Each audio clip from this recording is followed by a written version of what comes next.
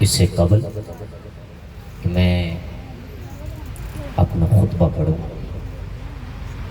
یہ میرے جو بھائی تھوڑے دور دور بیٹھے ہیں وہ قریب قریب ہو جائیں، کیونکہ بعد میں آنے والوں کو جگہ آسانی سے مل جائے گی۔ اور اس کے بعد مجھ سے بہت زیادہ سینئر شخصیت حضرت علامہ رانا محمد ادریس قادری صاحب، ان کا خطابی ذیشان ہے۔ چند معروضات آپ لوگوں کے گوش گزار کرنی ہے، اس لیے میں چاہوں گا کہ پاکوں کی محفل ہے اور ادب کے ساتھ بیٹھا جائے۔ جو میرے بزرگ دوست بھائی دائیں بائیں ادھر ادھر گھوم رہے ہیں، ان سے بھی میں ریکویسٹ کروں گا کہ وہ بھی پنڈال کی زینت بنے، درود پاک پڑھ لیجئے گا۔ اللہم صلی علی سیدنا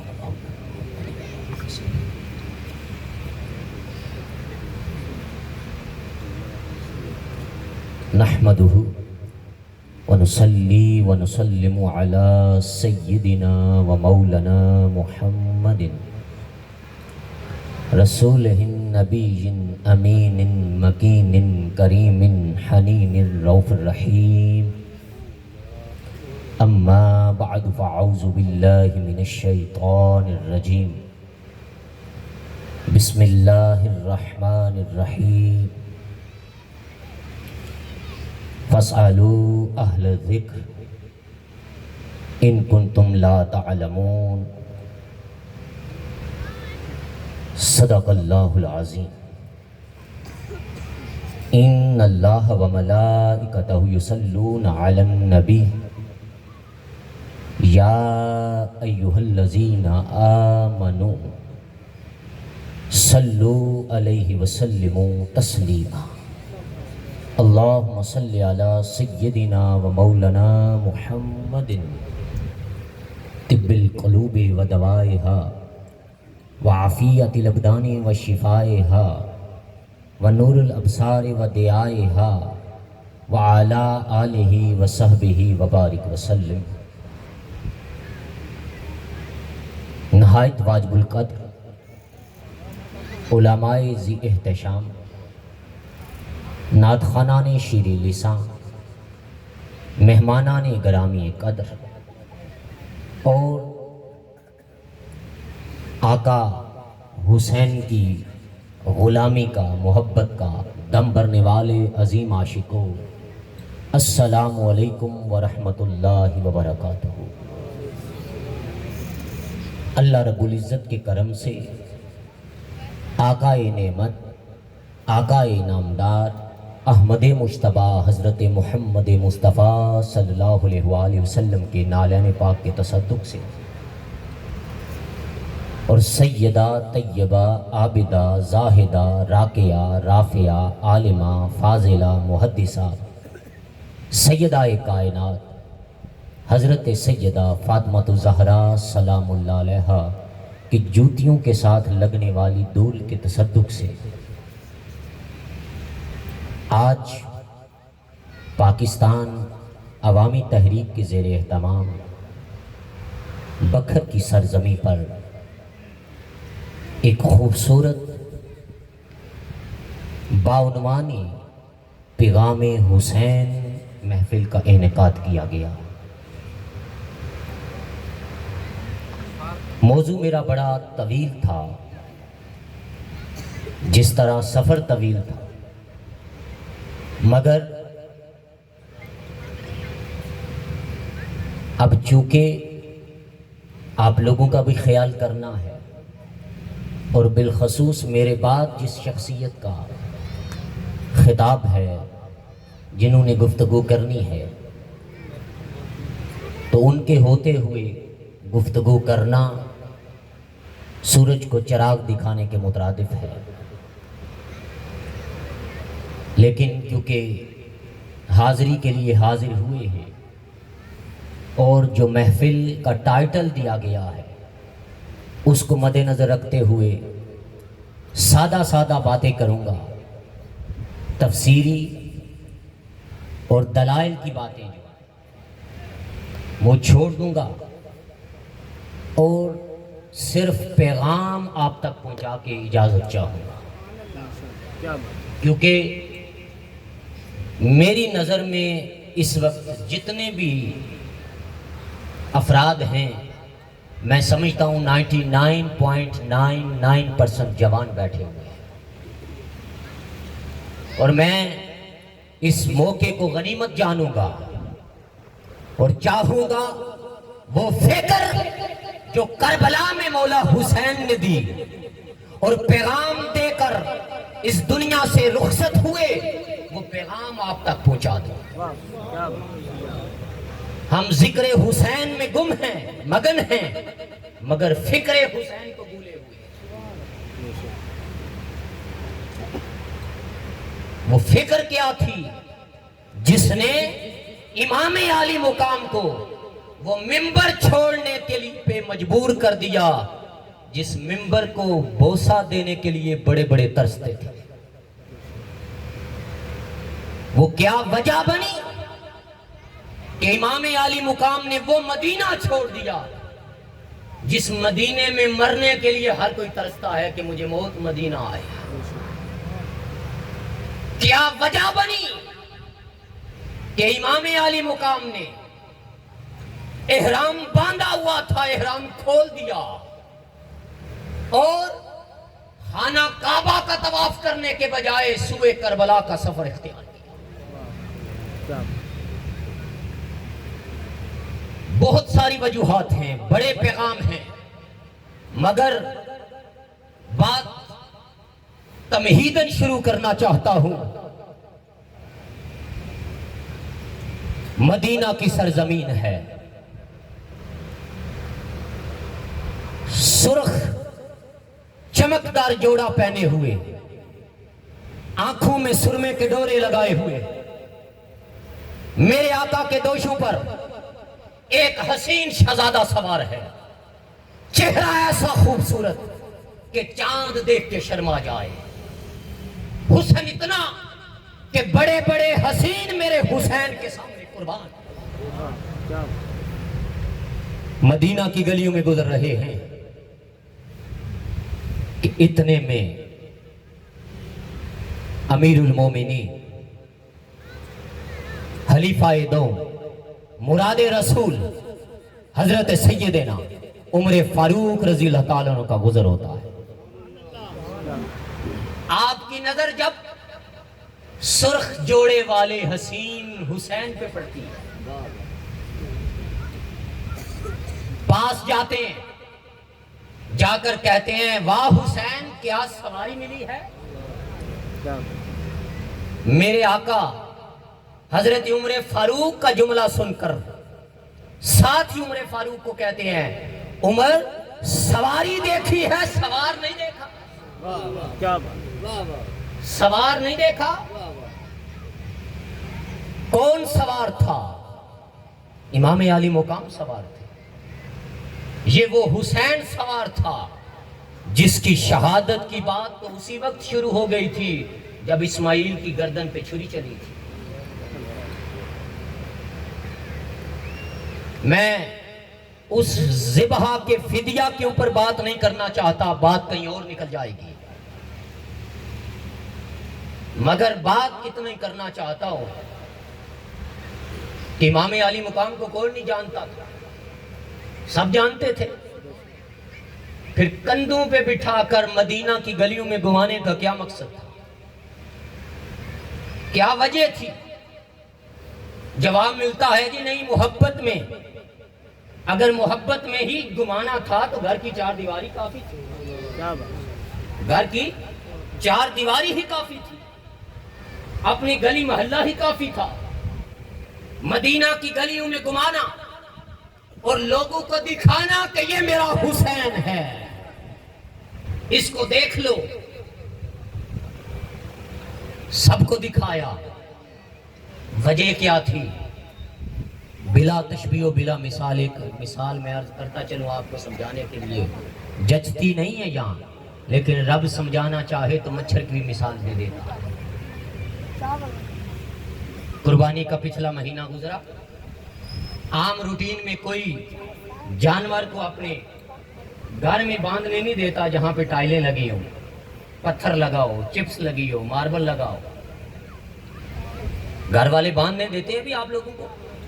وہ کہیں گے بھی لے جاؤ, مجھ سے صفائی نہیں ہوتی. مگر قربانی کا جانور آنے کی دیر ہوتی ہے, سارے رول بھول جاتے ہیں, سارے انداز بھول جاتے ہیں, سارے قواعد بھول جاتے ہیں.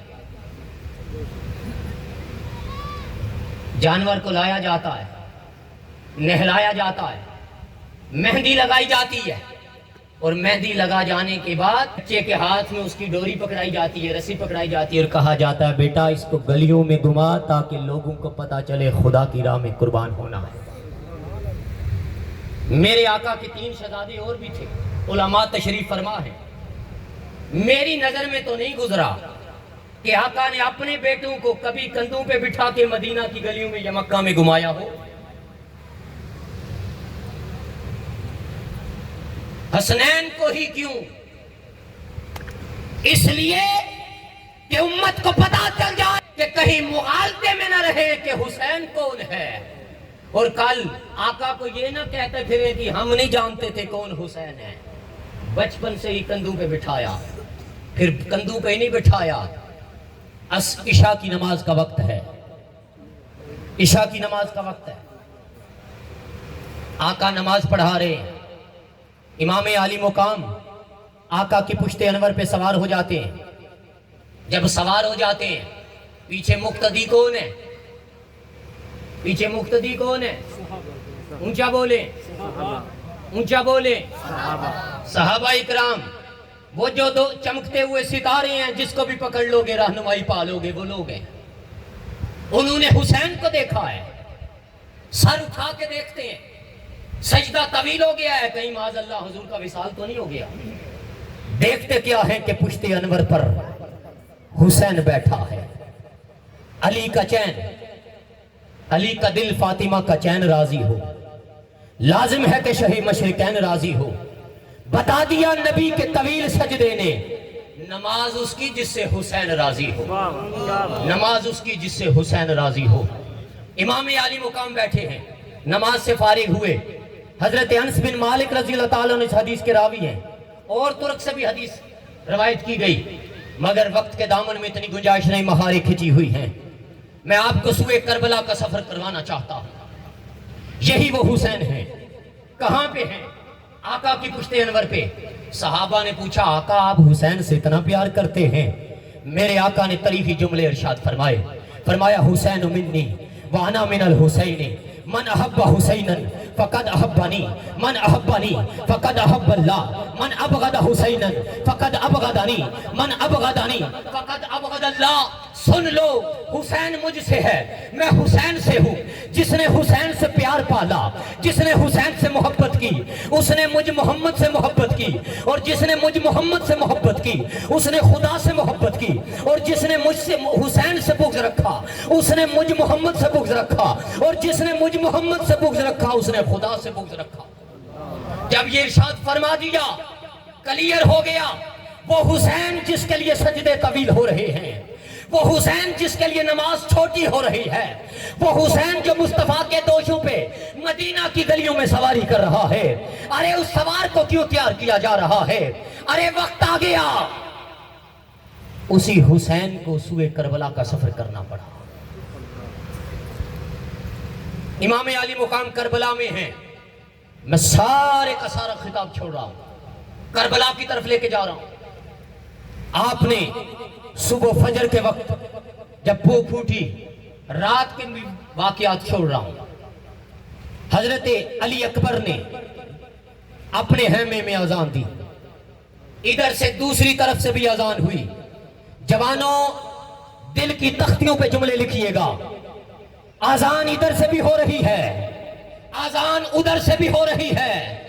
اللہ اکبر کی صدا ادھر سے بھی بلند ہو رہی ہے, اللہ اکبر کی صدا ادھر سے بھی بلند ہو رہی ہے. اشہدو ان لا الہ الا اللہ ادھر سے بھی کہا جا رہا ہے, اشہدو ان محمد رسول اللہ ادھر سے بھی کہا جا رہا ہے.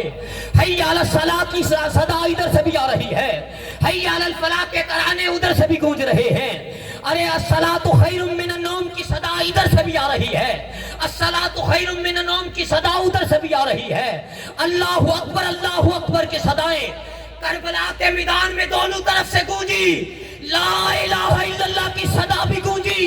سننے والے پریشان ہیں. ارے حسین کے خیمے سے بھی لا الہ الا اللہ ہے. ارے یزیدیوں کے لشکر کے اندر سے بھی لا الہ الا اللہ کی صدا آ رہی ہے. حق پہ کون ہے؟ دو گروہ اسی وقت تقسیم ہو گئے جب صبح جوان علی اکبر نے آزان دے دی تھی، اور وہ گروہ پیغام دے گئے خالی اذانوں پہ نہ جانا، خالو ترانوں پہ نہ جانا، خالی گواہیوں پہ نہ جانا، خالی لا الہ الا اللہ کی صدا پہ نہ جانا، بلکہ امام عالی مقام وہاں فرق کر کے تفریق کر کے دونوں گروہوں میں اور پیغام دے گے. پیغام کہاں دیا؟ خطبہ ارشاد فرمایا. خطبہ ارشاد نماز کے بعد خر کے کانوں میں آواز پڑی. خر کو کوئی بات پا گئی. حضرت حر کو سمجھ آ گئی. حضرت حر نے 1 منٹ میں فیصلہ کیا، 1 پل میں فیصلہ کیا. گروہ بدلا، لشکر بدلا، رہبر بدلا، رہنما بدلا، رستہ بدلا، سوچ بدلی، شعور کی آنکھ کھلی. جو ہی شعور کی آنکھ کھلی، ابن سعد نے آواز دی، او حر تجھے حوریں بھی دیں گے، تجھے جو ہے زمین بھی دیں گے، جائیداد بھی دیں گے، نواز دیں گے، لشکر نام جو ہے تبدیل کر. حر نے جب ابن سعد کی آواز سنی تو حر نے کہہ دیا والعصر ان الانسان لفی خسر الا الذین آمنوا وعملوا الصالحات وتواصوا بالحق وتواصوا بالصبر. پیغام دے دیا اور پیغام دے کے کہہ دیا کہ سن لو، قسم ہے زمانے کی، قسم ہے وقت عصر کی، انسان خسارے میں ہے. خسارے کی طرف اشارہ کرتے ہوئے یزیدیوں کی طرف اشارہ کیا اور الا الذین آمنوا کی طرف اشارہ کرتے ہوئے حسین کے لشکر کی طرف اشارہ کر کے کہہ دیا سن لو، یہی لوگ کامیاب ہیں، یہی لوگ بچے ہوئے ہیں، یہی لوگ صالح ہیں، یہی لوگ نیک عمل کرنے والے ہیں، یہی لوگ صبر کی تلقین کرنے والے ہیں، یہی لوگ حق پہ قائم ہیں. جب یہ پیغام دے دیا اس کے بعد حضرت حر نے اپنی قربانی دے دی. باقی حضرت امام عالی مقام کے لشکر کے جوانوں نے قربانی دی. اب باری آ گئی گلشن مصطفیٰ کی، اب باری آ گئی آقا کے خاندان کی، اب باری آ گئی ان ہستیوں کی جن کے جھولے آ کے جبریل جلانے پہ فخر محسوس کرتا تھا. اب باری آئی ان لوگوں کی جن کا دربان جبریل بنتا تھا. جب سارے باقی ساتھی شہید ہو گئے، حضرت قاسم آگے بڑھتے ہیں. کون قاسم؟ 18 سالہ جوان. اے جوان، آج تجھے تپتی ہوئی دھوپ پریشان کر دیتی ہے. تصور کر وہ کربلا کا میدان جہاں جوان قاسم ہے، میرے مولا حسین کے سامنے آ کے ہاتھ جوڑ کے کھڑے ہوتے ہیں، آ کے عرض کرتے ہیں مولا حسین، آقا حسین، میرے چچا جان، مجھے اجازت عنایت فرما دیں. اب میں جانا چاہتا ہوں، میں آگے بڑھنا چاہتا ہوں. حضرت مولا کائنات کے شہزادے امام عالی مقام نے کہا آپ میرے بھائی حسن کی اکلوتی نشانی ہیں، میں آپ کو نہیں بھیج سکتا. میں کیسے بھیج دوں؟ آپ انہیں کی اکلوتی نشانی ہیں. جب بار بار انہوں نے ضد کی، امام عالی مقام مان نہیں رہے. اتنی دیر میں حضرت شہزادہ قاسم نے اپنے گلے سے ایک تویز نکالا اور تویز کھول کے اس کو پڑھا. جو ہی پڑھا چہرے پہ ایک مسکراہٹ سی آئی اور آنے کے بعد امام علی مقام کی بارگاہ میں پیش کر دیا اور کہا یہ وہ خط ہے، یہ وہ پیغام ہے جو میرے بابا حسن نے مجھے دیا تھا، اور کہا تھا بیٹا زندگی میں جب کوئی مشکل مقام آ جائے اور تیری مشکل حل نہ ہو تو اس تعویذ کو پڑھ لینا، تیری مشکل آسان ہو جائے گی۔ میں سمجھتا ہوں کہ آج اس مقام سے بڑا مشکل مقام نہیں ہے۔ شہزادہ رسول نے وہ خط کھولا، جو ہی کھولا تو امام علی مقام کے نام ایک پیغام تھا۔ پیغام یہ تھا، ہے میرے بھائی حسین، مجھے یقین ہے کہ میں اس وقت تیرے ساتھ کربلا کے میدان میں نہیں ہوں گا، مگر میری طرف سے میں اپنا بیٹا قاسم تجھے پیش کرتا ہوں۔ اسے کربلا کے میدان میں جانے سے نہ روکنا، اسے کربلا میں شہید ہونے سے نہ روکنا۔ المختصر جب وہ بھائی کا پیغام پڑھا، اب ہمت نہ رہی کہ بھتیجے کو انکار کرتے۔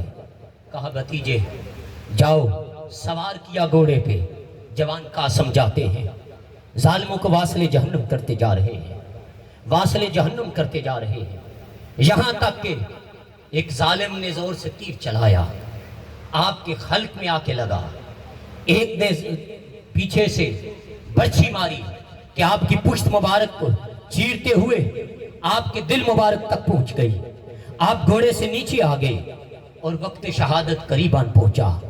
میں اختصار کی طرف آگے بڑھنا چاہ رہا ہوں۔ میرے بزرگوں، دوستوں، نوجوانوں، میری ماؤں، بہنوں، آج پیغام شہادت امام حسین لینے آئے ہو۔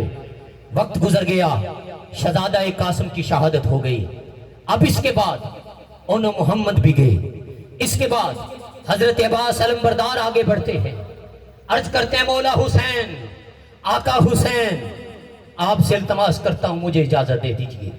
آپ نے فرمایا آپ میرے اس لشکر کے علمبردار ہیں، میں آپ کو اجازت نہیں دے سکتا۔ جب آپ کو اجازت نہ ملی، جوان شہزادہ علی اکبر، جس کو چہرے کو دیکھیں تو مصطفیٰ یاد آ جاتے تھے، جب حضرت علی اکبر مدینے کی گلیوں میں نکلتے تھے تو مدینے کی عورتیں دروازے کے پیچھے کھڑے ہو کے آپ کی زیارت صرف اس لیے کرتی تھی کہ آپ کی شکل آقا سے ملتی تھی، آقا انعامدار صلی اللہ علیہ وسلم کی شبیہ تھی چلتی پھرتی۔ آپ اپنے بابا کے پاس آئے، اجازت مانگی، المختصر اجازت مل گئی۔ اب جوان علی اکبر سوئے کربلا کی طرف جا رہا ہے، علی کا پوتا سوئے کربلا کی طرف جا رہا ہے، سیدہ زینب کا بھتیجا سوئے کربلا کی طرف جا رہا ہے، امام علی مقام کا شہزادہ سوئے کربلا کی طرف جا رہا ہے۔ آپ جاتے ہیں، ظالموں کو واصل جہنم کرتے گئے حتیٰ کہ وقت آن پہنچا کہ آپ بھی گھوڑے سے نیچے اتر آئے۔ آپ کی شہادت کا وقت قریب آ گیا، سینے میں نیزہ پوست ہے، بابا جی کو آواز دی، ابا حسین اپنے بیٹے کو آ کے تھام لیجیے۔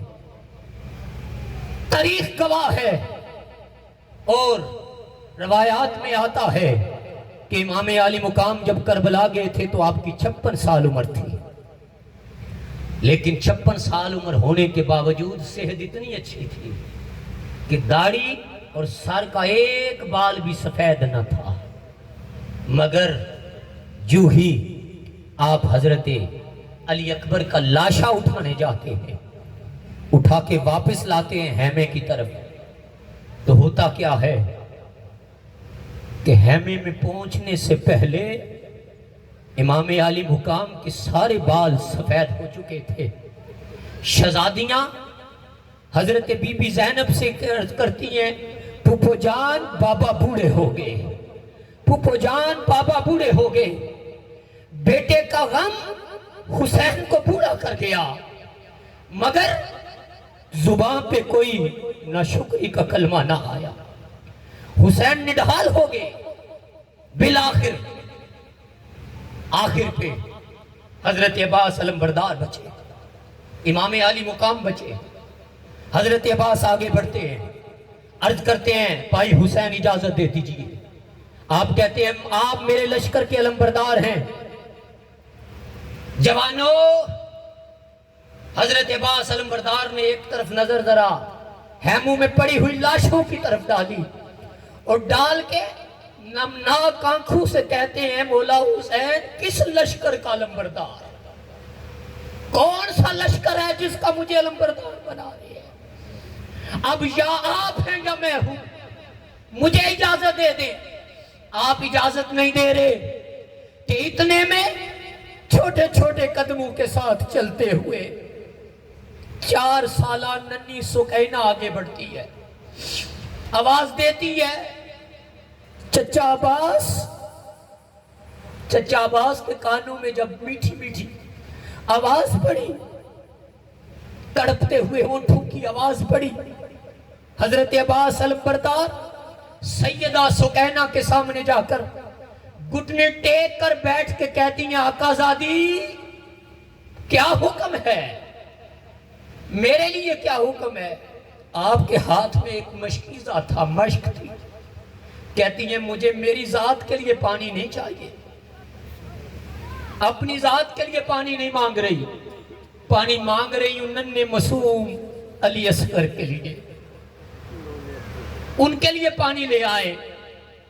اب جب بھتیجی سکینہ کی بات سنی تو آپ نے امام عالی مقام کی طرف دیکھا، تو آپ نے جب دیکھا تو کہا مولا حسین اب رہا نہیں جاتا، اب رکا نہیں جاتا۔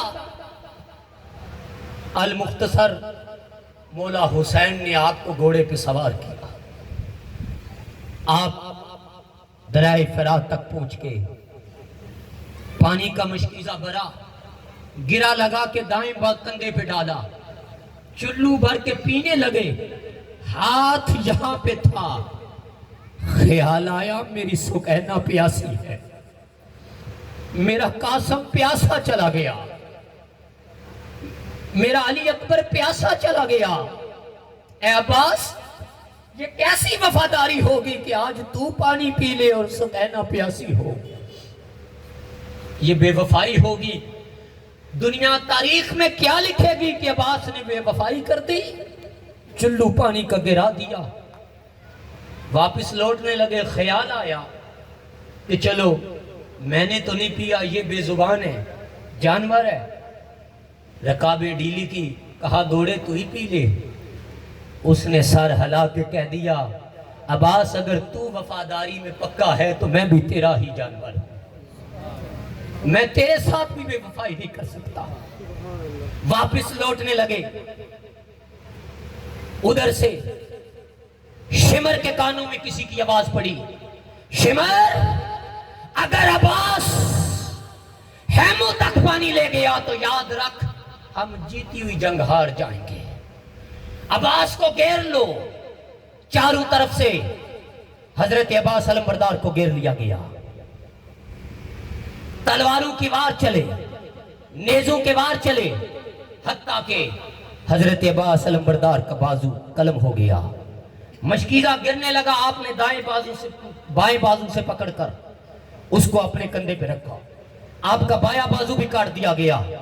آپ نے مشکیزہ اپنے دانتوں میں لیا، آگے بڑھنے لگے کہ کسی ظالم نے تیر مارا کہ مشکیزے میں آ کے لگا اور پانی سارے کا سارا بہہ گیا، اور ایک آواز دی سکینہ مجھے بے وفا نہ کہنا، ظالموں نے پانی نہیں لانے دیا، پانی لانے نہیں دیا، پانی کربلا کی ریت پہ بہہ گیا۔ ایک ظالم آگے بڑھا، اس نے زوردار دند جو ہے لوہے کا ڈنڈا آپ کی گردن پہ مارا، آپ گھوڑے سے نیچے گرے۔ اب تصور کیجئے میدان کربلا ہے، جب کوئی نیچے گرنے لگتا ہے تو اپنا بازو آگے کرتا ہے، ہائے عباس تیرے تو بازو نہیں تھے، کس حال میں عباس گرے ہوں گے۔ المختصر آپ نے بھی قربانی دے دی اور قربانیاں ہوتی گئی، قربانی کی داستان مکمل ہوئی. اب باری آئی اس شاہ سوار کی جو دوش مصطفیٰ پہ سواری کرتا تھا، اس عظیم حسین کی جس کو میرے آقا اپنی زبان چسوایا کرتے تھے. میں ساری بات ختم کر کے صرف آ رہا ہوں حسین کے ایک سجدے پہ. سارا واقعہ آپ نے سنا ہوا ہے. امام علی مقام کا آخری وقت ہے، سر سجدے میں ہے، تلواروں کا سایہ ہے. پیغام دینے لگا ہوں، غور سے سنیے گا آخری 5 منٹ میرا پیغام. کہ امام علی مقام نے کندھوں کی سواری کی لاج بھی رکھ لی، سیدہ کے دودھ کی لاج بھی رکھ لی، مولا کائنات کے خون کی طہارت کی لاج بھی رکھ لی، اور نماز کے لیے سجدے میں سر رکھا. آج بڑے ایسے لائن ہیں، میری 40 سال عمر ہونے والی ہے، لیکن اپنی ساری عمر میں نے نہیں کسی کو دیکھا کہ کسی نے مروان لائن کا عرس منایا ہو. لعنت اللہ کا. پتہ نہیں قوم کو کیا ہو گیا، کہاں جانا چاہتی ہے اور کس سمت جانا چاہتی ہے. اس سال وہ بھی کر کے دکھایا آپ امت کو کس طرف لے کے جانا چاہتے ہیں.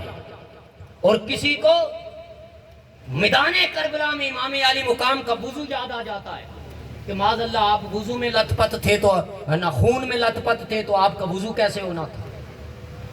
اے ملا، تو نے کس تاریخ کو پڑھا ہے، تو نے کس قرآن کو پڑھا ہے اور کس تفسیر کو پڑھا ہے کہ تجھے پتہ ہی نہیں کہ حسین کا خون کون سا خون ہے.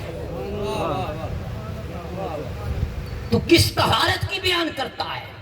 تیری طہارتوں کو میں تیرے منہ پہ مارتا ہوں. حسین تو وہ ہے جس کا خون بھی پاک، جس کے آنسو بھی پاک، اور جس کی طہارت پہ خود قرآن گواہ ہے. ہمیں کسی کی گواہی کی ضرورت نہیں ہے. سر سجدے میں کٹوا دیا اور پیغام دے دیا. پیغام کیا دیا؟ پیغام دے دیا. سر کٹوا کر 2 پیغام دیے. ایک پیغام یہ دیا قیامت تک کے لیے کہ لوگوں سن لو، آج کے بعد 2 گروہ بن گئے، 2 پروڈکٹ بن گئی، 2 پروڈکٹ بن گئی.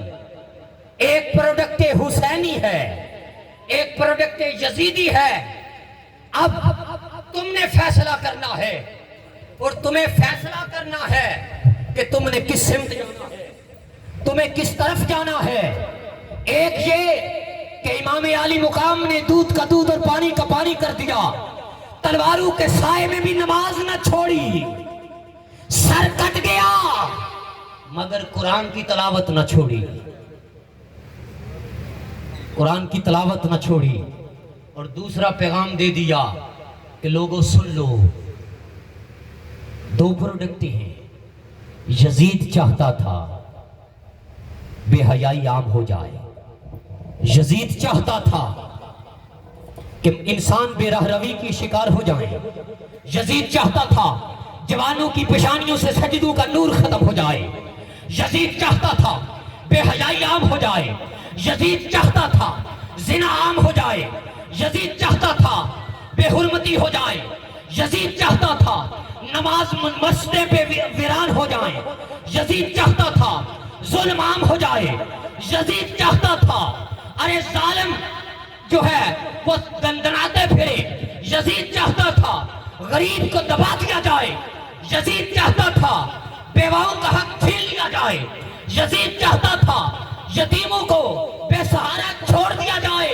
مگر حسین چاہتا تھا جوانوں کی پیشانیاں سجدوں کے نور سے ہر وقت جو ہے جگمگاتی رہے، ان کی زبانوں پہ ہر وقت جو ہے قرآن کی تلاوت رہے.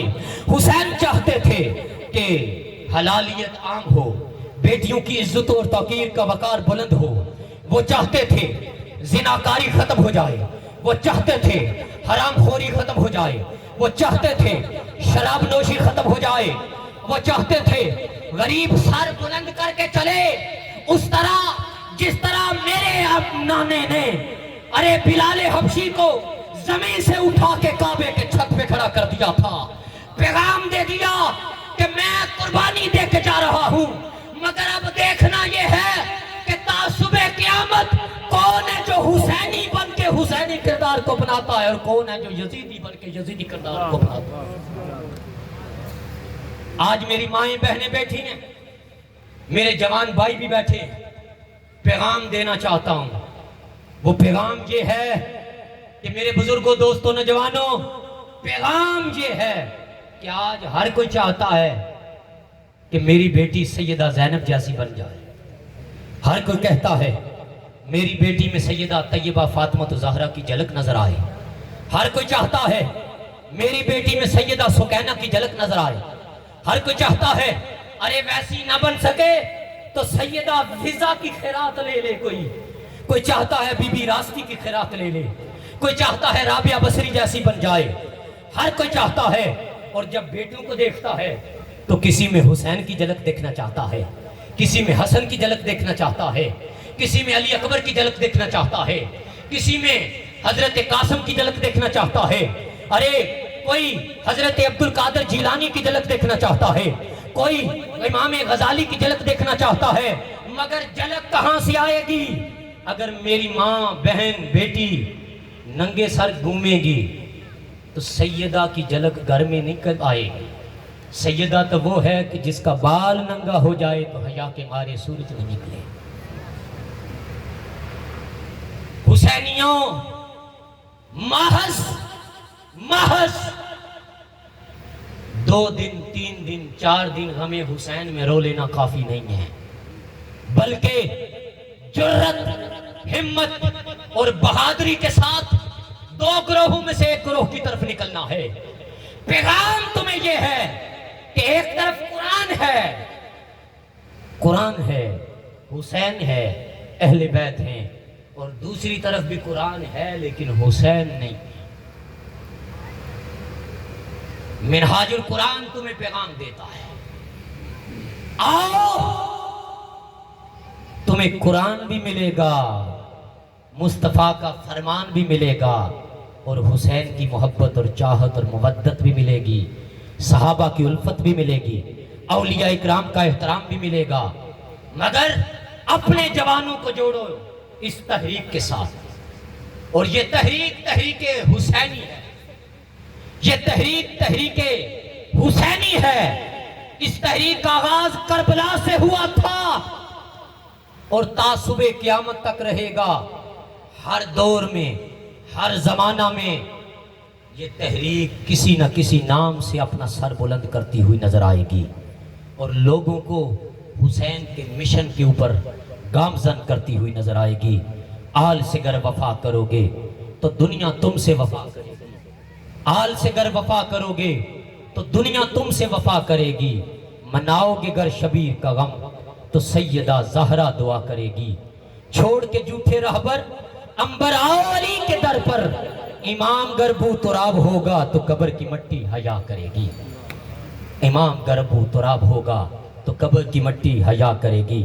اور ایک ہندو دیوی ہے روپ کمار، وہ لکھتی ہے نثارِ مرتضیٰ ہوں پنج تن سے پیار کرتی ہوں، نثارِ مرتضیٰ ہوں پنج تن سے پیار کرتی ہوں، خزاں جس پہ نہ آئے کبھی اس چمن سے پیار کرتی ہوں، خزاں جس پہ نہ آئے کبھی اس چمن سے پیار کرتی ہوں، عقیدہ مذہب انسانیت میں کب ضروری ہے، عقیدہ مذہب انسانیت میں کب ضروری ہے، میں ہندو ہوں لیکن ایک بت شکن سے پیار کرتی ہوں، میں ہندو ہوں لیکن ایک بت شکن سے پیار کرتی ہوں۔